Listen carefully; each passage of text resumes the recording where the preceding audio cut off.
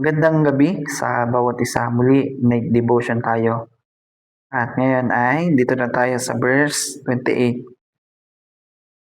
ng chapter 1 ng Isaias. Verse 28 hanggang 31 yung ating babasahin. At yung nilalaman po ng mga verses mula 28 hanggang 31, hindi ko po siya as in ma-explain yung pakahulugan po nito dahil masyado pong malalim para sa akin at baka po tayo ay ma-misinterpret ko po yung nilalaman po nito at baka po tayo ay maligaw. Kaya sisikapin ko po siyang unawain at doon lang po tayo sa mababaw na pakahulugan na aking i-explain. At yun po, umpisa na po natin. Mapupuksang lahat ang mga suwail at makasalanan, malilipol ang mga tumalikod kay Yahweh, mapapahiya kayo dahil sa mga punong kahoy na inyong sinasamba at mga halamang itinuturing ninyong banal, makakatulad ninyo ang mga nalalagas na dahon at halamang hindi nadidilig. Ang malalakas na tao ay sa mga tuyong kahoy matutulad.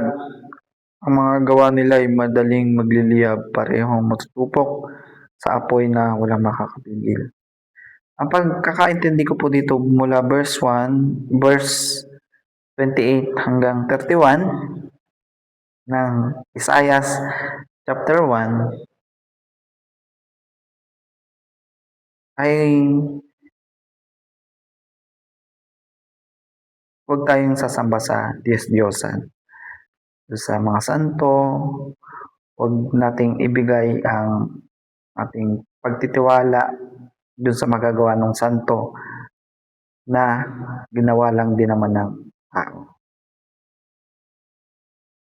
Doon tayo sumamba sa ating Diyos na buhay at may kakayahang pagpalain tayo. Yun po yung pagkakaintindi ko po dito sa verse 28 hanggang 31 na huwag tayong magtitiwala sa gawang kamay ng tao lamang. At yun po, sana po ay naunawaan niyo po yung gusto ko pong sabihin. Ang pagsamba po natin sa Diyos-Diyosan ay naglalayo po sa kalooban ng Panginoon para sa atin.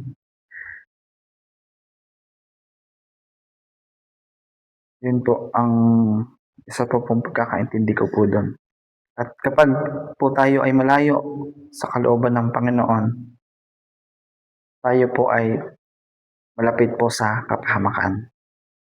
Ganon din po sa magulang at sa anak. Kung ang anak ay suwail sa magulang, malayo ang kalooban ng magulang sa kanyang anak. At ganon din po ang anak sa magulang. Kapag siya po ay suwail at hindi po malayong mangyaring mapahamak po ang anak dahil sa pagiging suwail sa kanyang magulang. At ganon din po tayo sa ating Panginoon. Kung hindi po natin siya susundin, yung kanyang kalooban, kung tayo po ay magiging suwail sa kanya, hindi po malayong mangyaring tayo po ay mapahamak. Yun po ang pinakang pagkakaintindi ko po dito. Ang aral na makukuha po natin dito at dapat nating matutunan, tiwala sa Diyos na buhay at magpagamit sa Kanya. Yun lamang po at marami pong salamat. Sana po ay naunawaan niyo po yung gusto pong sabihin. At kung ikaw ay isang kabataan ng isang church, nawa ay patuloy ka magpakalago sa Panginoon. At yun, sana po ay naunawaan niyo po yung gusto ko pong sabihin. Patuloy lang tayo sa ating pagde-devotion kahit na tayo ay nagkakaroon ng violation dito sa social media, tuloy-tuloy lang natin 'to. Sapagkat violation lang naman 'yan. At yun lamang po at marami pong salamat. See you tonight devotion. God bless po. Bye-bye.